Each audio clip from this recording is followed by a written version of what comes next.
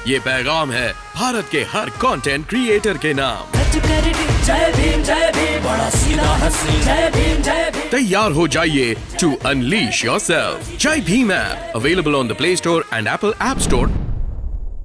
मान्यवर काशीराम आवास योजना के तहत पहली माननीय बहन जी की ऐसी सरकार थी पूरे भारत में, जिस सरकार ने 1 रुपए की रजिस्ट्री कर करके और 2 कमरों की छत, लैट्रिन, बाथरूम और किचन के साथ उनके लिए 1 रुपए की रजिस्ट्री कर करके सर्व समाज के लोगों को देने का काम करा। आज तक इतिहास में कोई बता दे, अभी तक जो हमदर्द बनने गरीबों के, उन्होंने लोगों को, मजदूरों को पैदल चला करके पिछले लॉकडाउन में क्या स्थिति पैदा करी थी।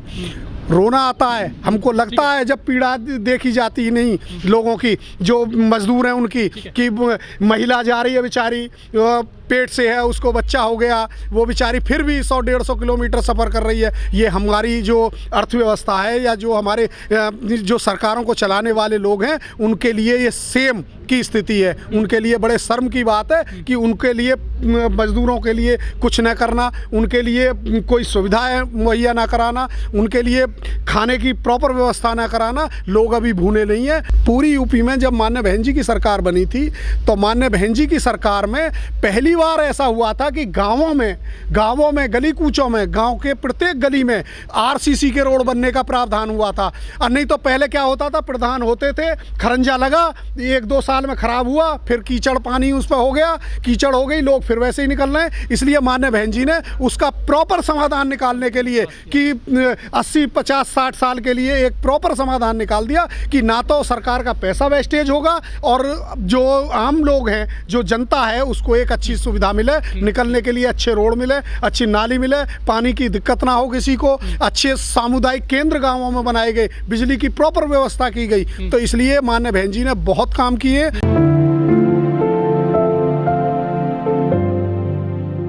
चुनाव इस वक्त बहुत तेज़ी के साथ हमारा कारवां चल रहा है और सभी लोग, पार्टी के पदाधिकारी, पार्टी के कार्यकर्ता, सभी जिम्मेदार साथी क्षेत्र में लगे हुए हैं। प्रत्याशी अपने स्तर से पूरी टीम के साथ लगे हुए हैं। संगठन के लोग अलग अलग टीमों के जरिए डोर टू डोर कैंपेनिंग बड़ी तेज़ी के साथ चल रहा है। क्षेत्र से अच्छा रेस्पॉन्स आ रहा है। और दूसरी बात मैं आप लोगों को बता दूं कि हम लोग पूरे साल से साल लोगों के बीच रहते हैं, क्षेत्र में रहते हैं, और हमको डोर टू डोर जाने में हमारे कार्यकर्ताओं को कतई भी कोई दिक्कत नहीं होती है। चूँकि पूरे 5 साल इलेक्शन ही लड़ते हैं हम लोग। चूँकि बूथ कमेटी, सेक्टर कमेटी के जरिए हम लोगों के दरवाजे आना जाना कंटिन्यू रहता है। उनके साथ हमारा जुड़ाव, दिली जुड़ाव रहता है उन लोगों के साथ। देखिए, जो हाई राइज बिल्डिंग हैं या सेक्टर्स हैं, उनमें हमारी टीमें लगी हुई हैं, हमारे लोग लगे हुए हैं, काम कर रहे हैं उनमें तेज़ी के साथ। दूसरी बात, आपको मैं एक चीज़ और याद दिला दूं, बता दूं, जो ये बड़ी बिल्डिंगें हैं और जो एक्सटेंशन सिटी बसा हुआ है नया, ये हमारी नेता की देन है। पूरा सिटी 7 से 12 तक जब सरकार थी तो माननीय बहन जी के कार्यकाल में पूरे सिटी को बसाया गया था। इसलिए वो लोग भी भली भांति जानते हैं कि अगर इस क्षेत्र की समस्या, और आपको बता दूँ कि जो आप ये कह रहे हैं ना कि जी उनमें कैसे पहुँचेंगे, उनमें तो हम पहुँच गए। उनमें पहुंच इसलिए गए चूंकि अब उन लोगों को मौका मिल रहा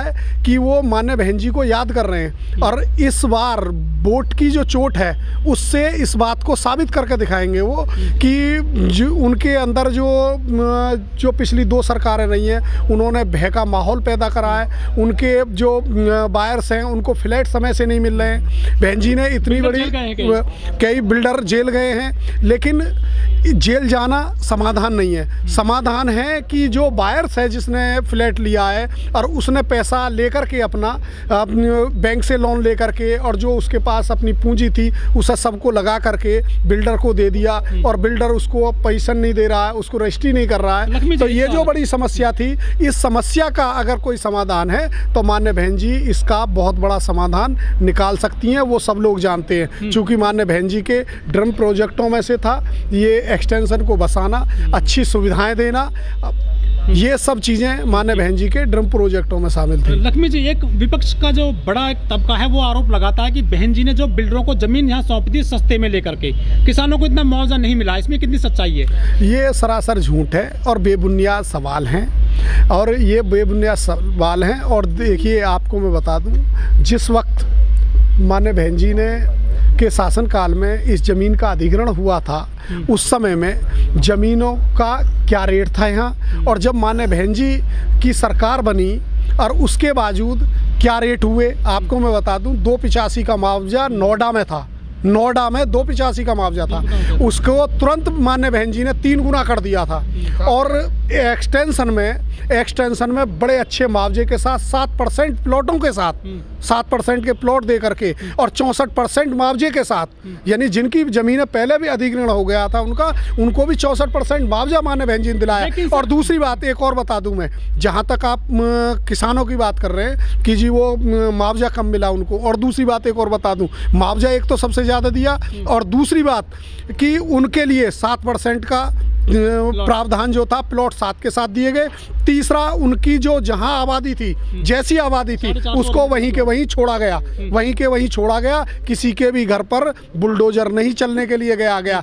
लेकिन उसके बावजूद जो सरकारें बनी है, आए दिन किसान परेशान रहे हैं। किसान जो कभी आबादी पर बुलडोजर गया है उनकी पे, कभी उनको मुआवजा नहीं मिल रहा, आए दिन धरना प्रदर्शन किसान करते रहे हैं। तो इसलिए मैं आपको ये याद दिलाना चाह रहा हूँ कि जो किसान हैं वो माननीय बहन जी को याद कर रहा है। और यही नहीं, इस क्षेत्र के लिए, गौतम बुद्ध नगर के लिए माननीय बहन जी ने विशेष तौर पे पूरी तरह से पिटारा सरकार का खोल कर रखा था। पूरी तरह से पूर्ण विकास किया गया था। हर क्षेत्र में माननीय बहन जी ने बहुत बड़ा काम करा था, चाहे वो शिक्षा हो, चाहे वो चिकित्सा हो, चाहे वो रोड का मामला हो। मजदूर किसान के जो बच्चे हैं, जो दूर दूर रह रहे थे, जो उस लॉकडाउन में जिन्होंने उसको सहा है, वो लोग अभी इस बात को भूले नहीं है। इसलिए सरकार कभी भी वापस नहीं आने वाली है इनकी, और ये अब के गए हुए फिर जल्दी वापस नहीं आएंगे, ये आप देख लेना। लक्ष्मी जी, बहुत सारे बिल्डर हैं जिनके प्रोजेक्ट पूरे नहीं हुए हैं नोएडा, ग्रेटर नोएडा में, और जो बायर्स हैं उनका भी पैसा फंस गया है। अगर माननीय बहन जी की सरकार बनती है तो ये हम लोगों का या हमारे प्रत्याशियों का, जो विधायक बनने वाले हैं, और माननीय बहन जी का ये पूरा विश्वास के साथ, पूरे आश्वासन के साथ ये कहना है कि वायरों को भी और बिल्डरों को भी, बिल्डरों से वायरों के लिए पूरी तरह से फ्लैटों का पोजीशन दिलाया जाएगा, उनकी रजिस्ट्री कराई जाएगी। और जहां फटे किसी कारणवश से जो वायर्स हैं फंस गए हैं, तो उनको भी किसी भी तरह से रिलीफ दिलाते हुए, क्योंकि फ्लैट्स जो उन्हीं को बना के देने हैं, तो उनको भी सरकार, चाहे वो लोन के रूप में या किसी और सुविधा के रूप में, उनसे उन फ्लैट मालिकों को फ्लैटों का कब्जा दिलवाएगी और उनको रजिस्ट्री करा करके उनको अपने मकानों में बसाने का काम करेगी।